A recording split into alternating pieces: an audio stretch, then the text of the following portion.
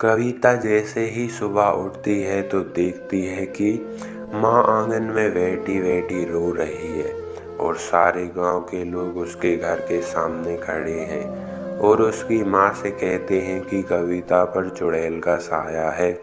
अक्सर कविता को शमशान वाले खंडर के पास घूमते देखा है। इतने में राम गोपाल कहता है कि हाँ, मैंने कल कविता को शमशान की तरफ जाते देखा था। तभी मदन बोला कि हाँ, मैंने भी कविता को शमशान के पास घूमते हुए कई बार देखा है। मदन कहता है, चाची तेरी बेटी पर भूत का साया है, इसे किसी तांत्रिक के पास ले जाना चाहिए।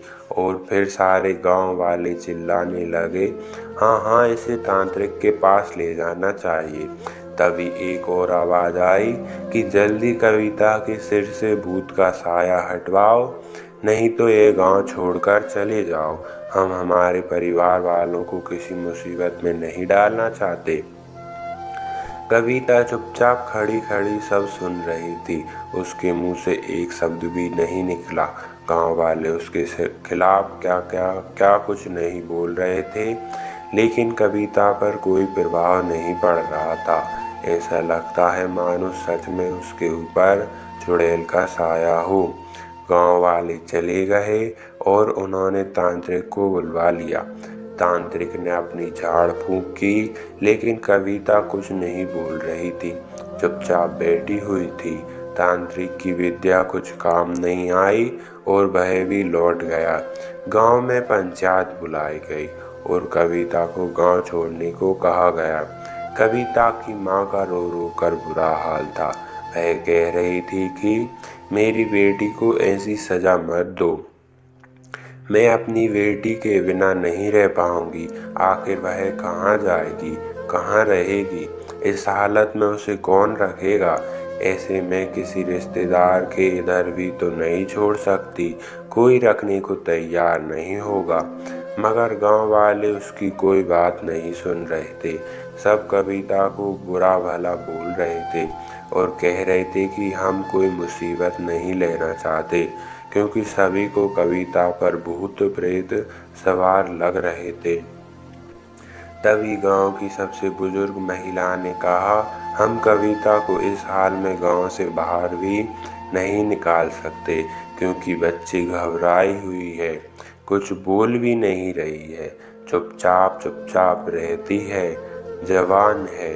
कहीं कोई ऊंच नीच हो गई तो इसका जिम्मेदार कौन होगा? सारे गांव वाले परेशान थे कि आखिर कविता को ये क्या हो गया है और अब वह क्या और अब क्या करें। फिर सभी लोग अपने अपने घर चले गए। तभी गांव की उस बूढ़ी औरत ने कुछ लोगों से कहा, हमें इसका पीछा करना चाहिए। लेकिन शमशान वाले खंडर में जाने का नाम सुनकर कोई वहां जाने को तैयार नहीं हुआ। वे कहने लगे, शमशान वाले खंडर में जाना मतलब अपनी मौत को दावत देना। ऐसा कहते हुए सब लोग अपने अपने घर चले गए। तो फिर उस बूढ़ी औरत ने अपने भतीजे को बुलाया, जो कि शहर में रहता था और भूत प्रेत पर विश्वास नहीं करता था। वह कविता के हालात देख समझ गया कि कविता पर कोई भूत सवार नहीं है, ना ही कोई बीमारी है। वह रात को कविता का पीछा करते हुए खंडर पहुंचा तो वहां उसने जो देखा वह पूरी कहानी से बिल्कुल अलग था।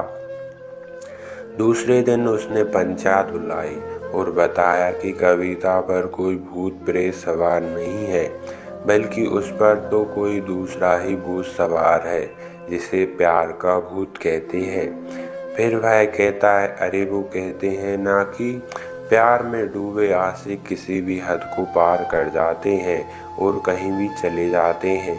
सब लोग उसकी बात सुनकर अचंभित हो गए कि आखिर ये क्या बोल रहा है, किस प्यार की बात कर रहा है।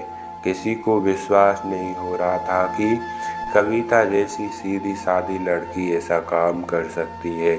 फिर उसने कहा कि कविता पास के गांव के एक लड़के से प्यार करती है और उसी से मिलने के लिए खंडर जाती है और कुछ दिन बाद उसी लड़के के साथ भागकर शादी करने वाली थी। कविता जानती थी कि खंडहर में उसे देखने कोई नहीं आएगा और ना किसी को उसके प्यार के बारे में पता चलेगा। सब लोग उसके खंडहर जाने को भूत का साया समझने लगे और उसके ऊपर भूत सवार होने वाली बात का फायदा उठाते हुए उस लड़के से मिलती रही। कविता उससे शादी करना चाहती थी, लेकिन उसे पता था कि कोई इस रिश्ते को नहीं मानेगा क्योंकि वह लड़का दूसरी जाति का है। कविता जात पात के भेदभाव को बहुत अच्छे से समझती है, इसलिए उसने भागकर शादी करना उचित समझा। लेकिन इससे पहले कि कविता भाग पाती, मैंने उसे समझाया कि तुम्हें भागने की ज़रूरत नहीं है। सब लोग यह सुनकर मजबूर हो गए और कविता की शादी उसके पसंद के लड़के से करने को तैयार हो गए। दोस्तों, ऐसी ही वीडियो देखने के लिए हमारे चैनल को सब्सक्राइब करें।